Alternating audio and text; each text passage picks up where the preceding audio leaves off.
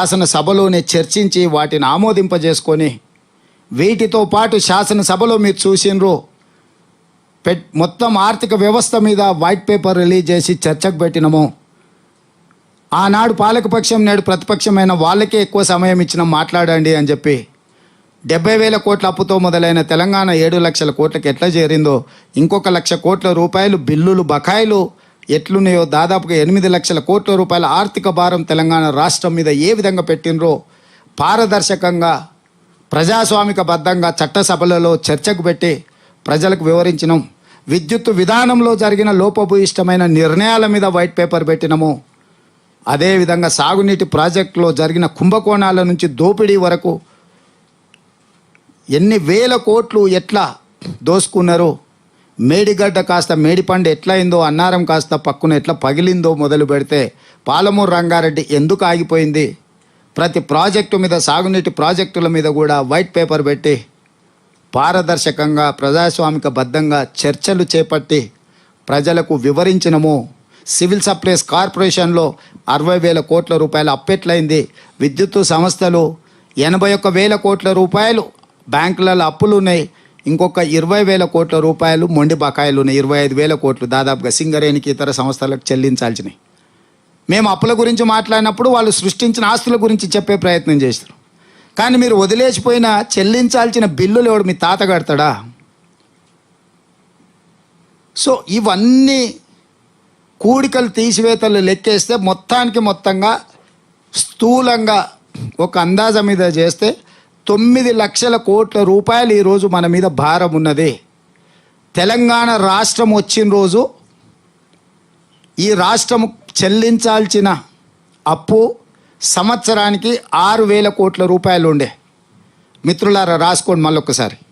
తెలంగాణ రాష్ట్రం ఏర్పడ్డ రోజు జూన్ 2, 2014 నాడు సంవత్సరం మొత్తానికి ఆ ప్రభుత్వం చెల్లించాల్సిన అప్పు బ్యాంకులకు అనుకోండి, మిత్తి అనుకోండి, అసలు అనుకోండి 6,000 కోట్లు.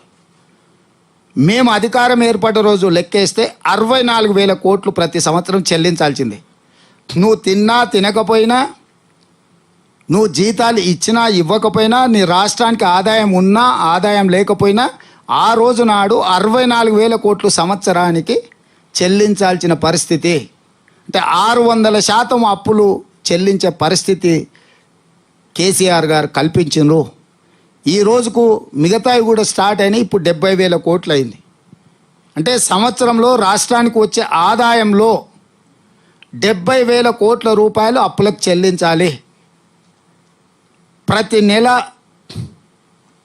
దాదాపుగా జీతాలు అనుకోండి, పెన్షన్లు అనుకోండి, ఒక 60,000 కోట్ల రూపాయలు జీతభత్యాలు, పెన్షన్లు, ప్రభుత్వం యొక్క నిర్వహణ కోసము ఇంకొక 60,000 కోట్ల రూపాయలు.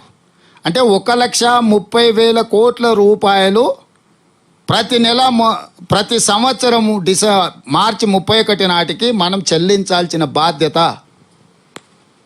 చాలా పకడ్బందీగా ప్రతి నిర్ణయంలో సామాజిక సమతుల్యతను పాటించే బాధ్యత కాంగ్రెస్ పార్టీ తీసుకుంటుంది. రాజ్యసభ కూడా 2 ఇస్తే ఒక కమ్మ ఒక యాదవ్కి ఇచ్చినాము. కాబట్టి పనిగట్టుకొని ప్రభుత్వం మీద బురద చల్లాలి, వాళ్ళ దుర్దంతా మా దగ్గర తీర్చుకోవాలి మాతోని అని కొంతమంది అనుకుంటే వాళ్ళ పట్ల మనం జాలి పడతాం తప్ప మన నిర్ణయాలలో లోపం లేదు. రైట్. ముఖ్యమంత్రి గారు, సీఎం గారు ఇక్కడ గోపరాజు న్యూస్ 360 నుంచి మీరు ఇందాక అన్నారు కలుపు మొక్కల్ని ఏరేస్తాను, లేకపోతే మిగతా వాటిలన్నింటిని కూడా బయట పెడతామని. అయితే దీనికి సంబంధించి 100 రోజుల పాలనలో మీరు ఎంత బాగా చేశారో విశ్లేషణ చెప్పారు. అయితే ఈ 100 రోజుల పాలనలో గత ప్రభుత్వంలో చేసిన అవినీతి ఎన్ని కోట్లు బయటపడ్డాయి, దీనికి సంబంధించిన పేపర్ ఏమైనా బయట పెడతారా? ఈ 100 రోజుల పాలనలో ఓవైపు సంక్షేమం, అభివృద్ధి, పరిపాలనతో పాటు రోజు కొద్దీ తొవ్విన కొద్దీ అవినీతి బయటకు వస్తుంది. దీనికి సంబంధించి ఏమైనా డిస్ప్లే చేస్తారంటే ప్రజలకి, రాష్ట్ర ప్రజలకు కూడా తెలియాలి కదా, ఎంత అవినీతి సొమ్ము బయటపడింది, ఎంత అవినీతి పాల్పడ్డారు అనే దాని విషయం మీద ఏమైనా చెప్తారా? ఇప్పుడు 100 కోట్లని మీరు పరిమితి చేసి వాళ్ళని కాపాడే ప్రయత్నం చేసే పని చేయకండి. 1,000 కోట్లకు పోయింది వాళ్ళ అవినీతి. దానికి సంబంధించి జ్యుడిషియల్ ఎంక్వైరీస్ ఆర్డర్ చేసినాం, విజిలెన్స్ అండ్ ఎన్ఫోర్స్మెంట్ ఆర్డర్ చేసినాం, ఏసీబీ ఆర్డర్ చేసినాం. ఆ విచారణ సంస్థలు విచారణ చేసి పూర్తి నివేదికలు ఇచ్చినప్పుడే అది ఎన్ని 1,000 కోట్లకు చేరింది అనేది ప్రకటిస్తాము. అక్రమాలకు పాల్పడ్డ వాళ్ళని ఎవరిని వదలలే. మీరు చూస్తూనే ఉన్నారు. ఇంతకుముందు ఏసీబీ అనేది ఎక్కడుందో మీకు కానీ తెలంగాణ ప్రజలకు కానీ తెలియదు.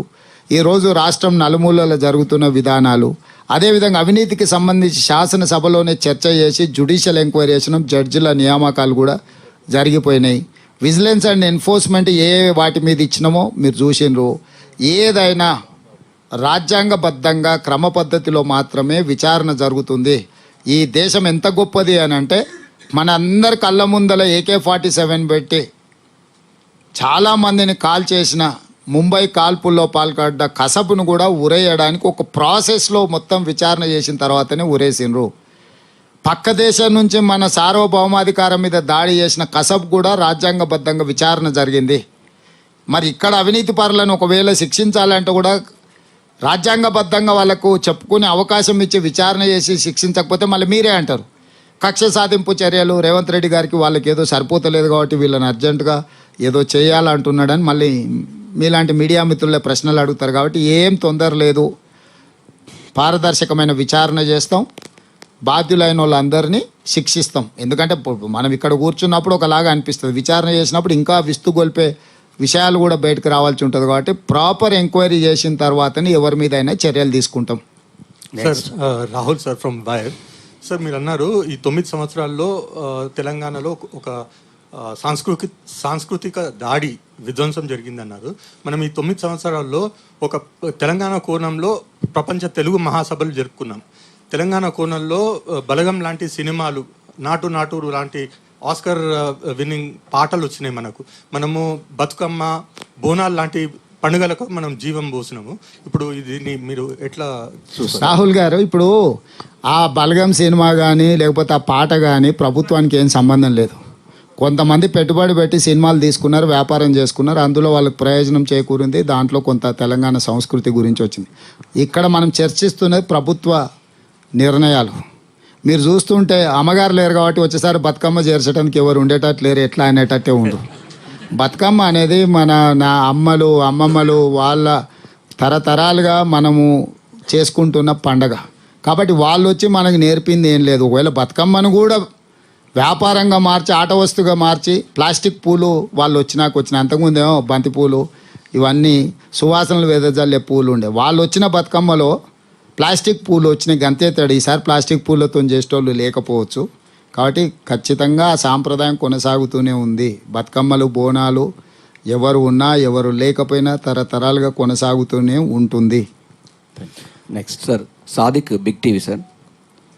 గత ప్రభుత్వంలో అనేక జీవోలు, వేల కొద్ది జీవోలన్నీ కూడా అసలు దాచిపెట్టడం జరిగింది. ప్రజా పరిపాలన కూడా జీవోలు దాచిపెడుతున్న పరిస్థితి ఉంది. మీరేమన్నా దాన్ని మార్చే అవకాశాలు ఉన్నాయి? లేదు, ఈ మధ్యనే నా దృష్టికి వచ్చింది. మా చీఫ్ సెక్రటరీని వాళ్ళని అడిగినాము. పూర్తి స్థాయిలో ఏ జీవోలైనా మనకేం దాచిపెట్టే అవసరమే లేదు. ఎందుకంటే దాచిపెట్టే అవసరం కానీ మూసిపెట్టే పనులు కానీ మేము చెయ్యం.